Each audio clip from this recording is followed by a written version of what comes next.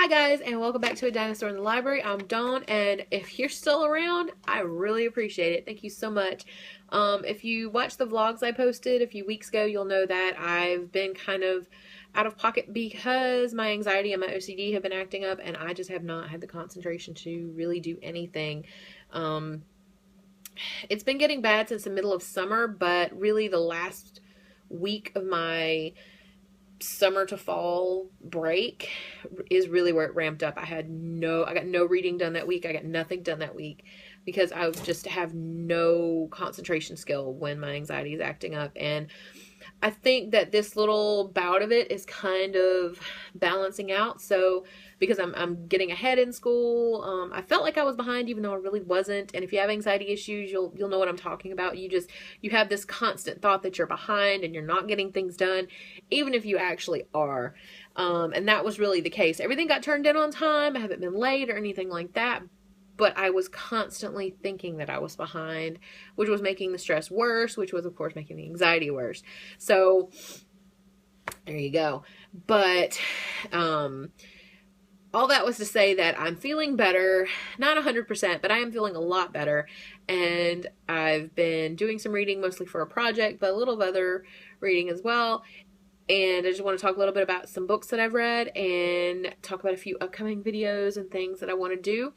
So I'm just going to go ahead and get started. So the first one that I read, and there are 4 graphic novels on this list of 6, and all 4 of them are graphic novels that I'm reading with my major professor for a project we're working on LGBTQ graphic novels. And I think I've mentioned that project on this channel before. Hopefully we're going to have an article come out of it. I don't know. We'll see what happens with that, but stick with me. I'll let you know. But most of these, in fact, all of these are on LGBTQ award lists. And I can't remember exactly which ones are on which award list right now. But I have a master list of it somewhere for this project. But so I'm just going to talk a little bit about them. And yeah, so the first one is Calling Dr. Laura by Nicole George. And I gave this 4 stars. I really enjoyed this book. I've been meaning to read it for ages and just never got around to it. And it's all about, it's a memoir, and it's all about Nicole's growing up. It's told flashbacks and current. So you go back and forth in time. And she keeps chickens, which I kind of am obsessed with chickens. I even have a little chicken toothpick holder that I use for a pen holder on my desk. So, yeah. Anyway, she keeps chickens, which I really love. And she is, the main character is queer. And I can't remember if she comes out as lesbian or bi. In either case, she's a queer character. There are queer relationships in this book, and they're nicely done. I really, really enjoyed this book. Like I said, I gave it 4 stars, and I thought it was great. I just wish it hadn't taken me so long to read it. It's been out for quite some time now, so if you like graphic novels, you should definitely check that one out. The next one we read was Skim by Mariko Tamaki. I'm not sure if I'm pronouncing that name correctly, and I hope that I am. I only gave this a 2-star. So I realized that it was on an LGBTQ award list, and there are vague sort of allusions to queerness in the book. There are a couple of characters that are potentially gay, and I won't say which ones because that is a potential spoiler, but I want to mention this right now. I just watched Lucy from Things Lucy Reads book or talk about her 5 diverse books for Top 5 Wednesday, and I really love her videos. And I've mentioned one of her videos before about queer literature and about the fact that people just don't really mention the theme in the book. And this one was about was a Top 5 Wednesday that went into a discussion about LGBTQ themes and not just LGBTQ, but diverse themes in general. And she got so angry in the video, and I loved it. I absolutely loved it, because this is the sort of anger I feel when I just see so many things not being taken care of, right? People not talking about things that should be talked about, and people not mentioning things about books that should be mentioned. And her main thing in that video was that sexuality is not a spoiler. And I agree 150,000%. If you're reading a book and a character comes out midway or toward the end, you don't have to say which character comes out, but you can perfectly well say there's queer content in this book. A character comes out as bi, or a character comes out as gay or queer or whatever. That's not a spoiler. Somebody's sexuality is not a spoiler. It's not a spoiler just like saying a character's African American is not a spoiler. Nobody would think that race is a spoiler. So why is sexuality a spoiler? It's not. I agree 100% with Lucy. I love her for making that video. I will link it below. She throws a few F-bombs, so if you have an issue with that, just keep that in mind. But it is where I don't. I have a mouth like a sailor. But I love that video. She is one of my top 5 favorite people in the world right now just because of that video and how angry she got and how unashamedly angry she got about the fact that people don't talk about these things and about the way that people do talk about certain books. Her main issue was one of was without Aristotle and Dante. What is it? Aristotle and Dante discover the secrets of the universe. I own it. I just have not read it, and really, that's a shame. I should have read it already, but I am going to read it soon. Point being, sexuality is not a spoiler. If there's queer content in a book, talk about it. You don't have to tell me which character it is, but talk about it. Point 2, talk about it. Sexuality is not a spoiler. That's all the points you need on that. So this relates, I swear, I'm not just going on a rant. So in Skim, the queer content is really vague. Super vague. There's a character that may be bi or lesbian. There's another character that may be bi or lesbian. There's another character that we think might be gay, but there's never really any concrete discussion of it. And that's not really why I gave it 2 stars. I'm not, I have no problem with vagueness.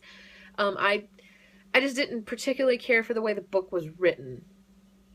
I also wasn't thrilled with the presentation of Wicca. The main character is Asian. I don't remember if they're in the U.S. or not, so I can't say Asian American because I can't remember off the top of my head. But she is Asian, and yeah, she's pagan, she's Wiccan, and I don't know if I've ever mentioned on this channel, but I've been pagan for quite a number of years now. Almost 20 actually, which is kind of insane. But I've gone from being very strictly Celtic Wiccan and a member of a coven to being what I call solitary, eclectic, deconstructed pagan, which just means that I'm not a member of a coven. I don't really like joining covens, and there's nothing against them. I just don't particularly, it's not my thing. I don't usually go in for very elaborate rituals or anything like that. And again, nothing wrong with them, just not my brand of paganism. And it's not that it was portrayed negatively or as a joke or anything, but there was just something off about the way it was presented to me. And, if you're pagan or you know about pagan things and you've read this book, let me know what you thought of it. Because maybe it's just me being overly sensitive. I don't know.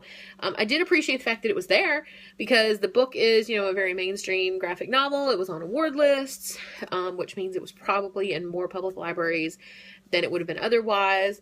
And so I fully appreciate the fact that it's there because, decent representation is better than none at all.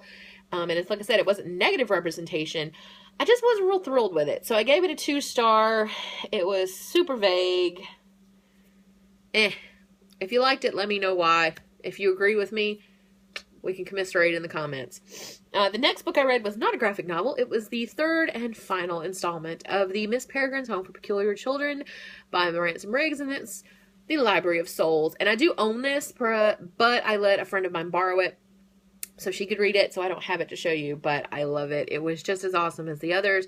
I wasn't exactly thrilled with the ending, but I still gave it a 5-star because I love this series so much, and I would just adore it if Ransom Riggs would give us like a short story book of, the backstories of all the kids, or at least some of the kids.